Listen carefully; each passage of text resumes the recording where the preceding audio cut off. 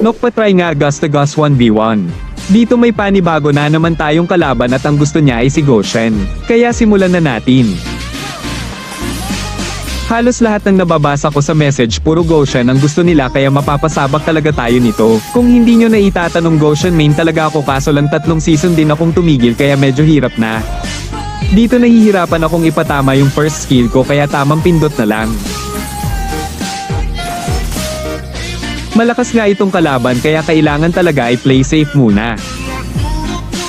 At dito ang unang bakbakan namin.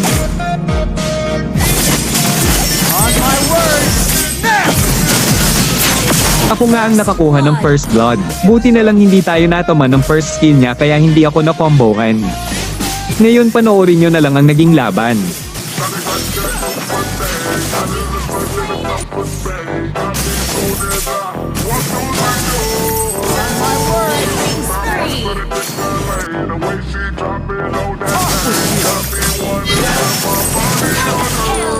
Dito hindi ko na-record yung pag-ambush niya sa akin pero buti nakatakas agad ako kaya siya pa ang napitas ko.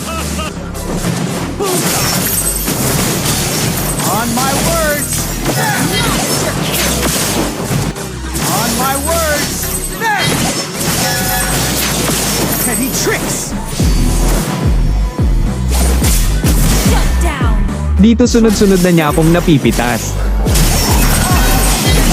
Under attack. On my words! Killing spree. Off with you! Your team destroyed the turret. Pag-check bush ko nga dito tinamaan siya ng first skill ko kaya napitas ko pa siya. At dito pinush na ng minions ko yung tower kaya nag-surrender na lang yung kalaban.